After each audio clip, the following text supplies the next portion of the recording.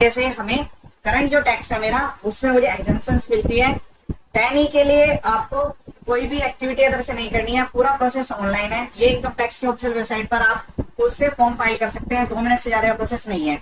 एक point note कर लीजिएगा, ये जो आपको फॉर्म फाइल करना है 10E, ये आपको इनकम टैक्स रिटर्न फाइल करने से पहले करना है। अगर आप बाद में करेंगे तो ये फॉर्म एक्सेप्ट नहीं होगा और आपकी रिटर्न प्रोसेस होने के बाद आपके पास डिमांड नोटिस आ जाएगा। तो पहले फॉर्म 10E फाइल करिएगा। 10E का पूरा प्रोसेस बताऊंगा, आप खुद से जब फाइल करेंगे तो आपको 2 मिनट से ज्यादा का टाइम नहीं लगेगा, बट मैं यहाँ पर पूरा अच्छे से आपको एक्सप्लेन करूंगा, तो हो सकता है वीडियो थोड़ा ड्यूरेशन में ज्यादा हो, तो आपको स्किप नहीं करना है, पूरा आराम से देखना है, समझना है, ठीक है।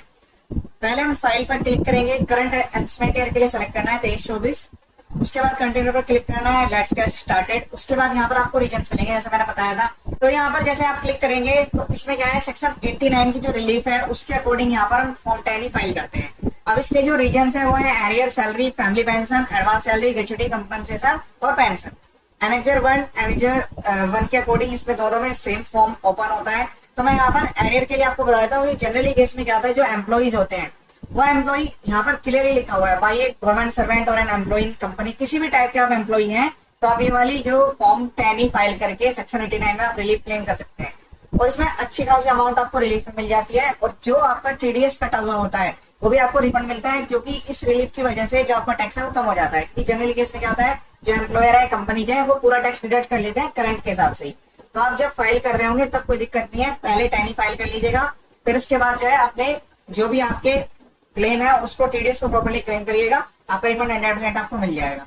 तो पहले पॉइंट में क्या है, बेसिक डिटेल्स है। तो बेसिक डिटेल्स में कोई ज्यादा बड़ी बात नहीं है, बट आप क्या करिएगा, पहले फाइल करने से पहले आप माई प्रोफाइल में जाकर आप जो है अपना एड्रेस और जो ईमेल आईडी मोबाइल नंबर है उसको अपडेट कर लीजिएगा। मैं डायरेक्ट यहाँ पर एड्रेस सैलरी वाले पॉइंट पर आपको लेकर चलता हूँ। यहाँ पर प्रोफाइल अपडेट करने के बाद आपको एड्रेस सैलरी वाले पॉइंट पर क्लिक करना है। उसके बाद पहले सबसे पहले आपको क्या करना है, मैं प्रोसेस बता रहा हूँ। Total taxable income excluding salary या family pension receive in arrears, तो यहाँ पर आपको टोटल टैक्सेबल इनकम लिख देनी है करंट ईयर की आपकी, ठीक है। ये जो पॉइंट्स हैं ये बाद में आएंगे, बाद में कैसे आएंगे, जो नीचे हम डिटेल फाइल करेंगे उसके अकॉर्डिंग यहाँ पर डिटेल्स आएगी।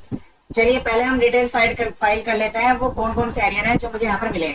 मैं ऐड पर यहाँ पर क्लिक करूंगा, उसके बाद मुझे प्रीवियस ईयर सेलेक्ट करना है। तो अब ये जो प्रीवियस ईयर है, अब कौन सा रिलेटेड जो है आपको एरियर इस साल में मिला है, जैसे हम सपोज कर 21-22 की बात कर लेते हैं, इसी तरह से 1 बाय 1 आपको ऐड करके चलना है, ठीक है।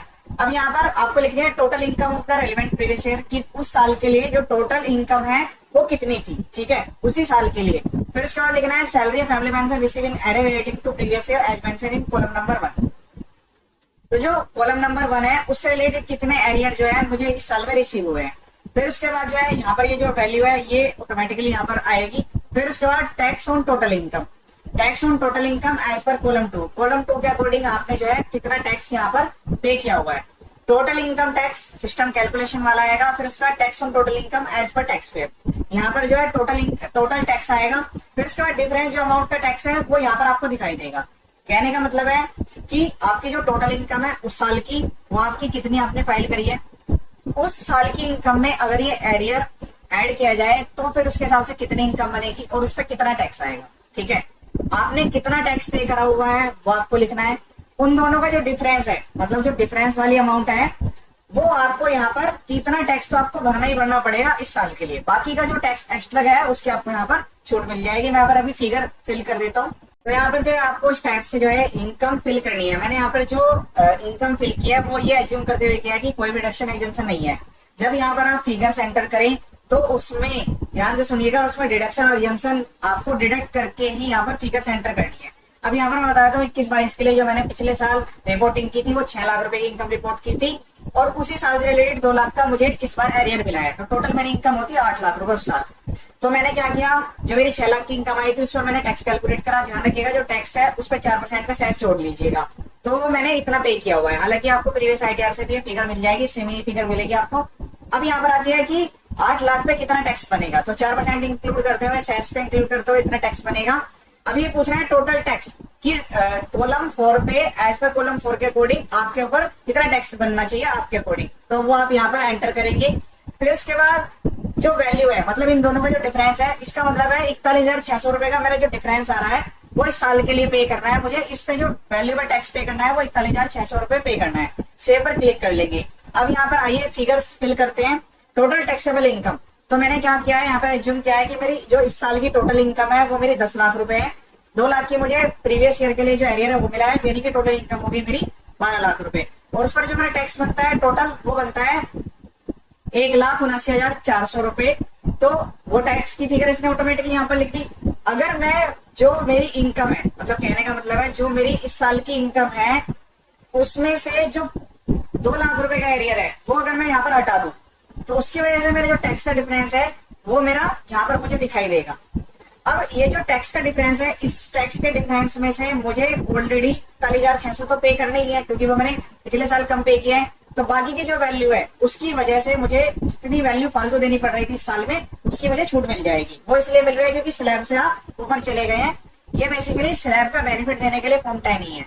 हालांकि टैक्स का पर्पज ये है कि अगर आपने प्रीवियस में टैक्स नहीं दिया तो आपको इस साल में टैक्स भरना ही भरना पड़ेगा। बस इसके बाद जो आपको सेव करना है, सेव पर क्लिक करने के बाद यानी कि आपकी जो रिलीफ है वो आपको इतने अमाउंट की मिलेगी। जब आप आईटीआर भर रहे होंगे सेक्शन 89 में आपको इतने रुपए की अमाउंट की रिलीफ लेनी है।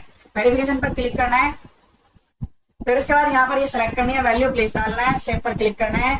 सेव पर क्लिक करने के बाद प्रीव्यू पर क्लिक करना है। उसके बाद प्रोसीड टू वेरीफाई पर क्लिक करना है। उसके बाद आपके पास आपके सामने इस टाइप का ऑप्शन आएगा, इस पर क्लिक करिएगा और आधार ओटीपी या ईपीसी के थ्रू आप इसको वेरीफाई कर दीजिएगा। ठीक है, तो ये मैंने कंप्लीट प्रोसेस आपको बता दिया है। इस टाइप से आप 10 फाइल करिएगा, बेनिफिट लीजिएगा सक्सेस का। नीचे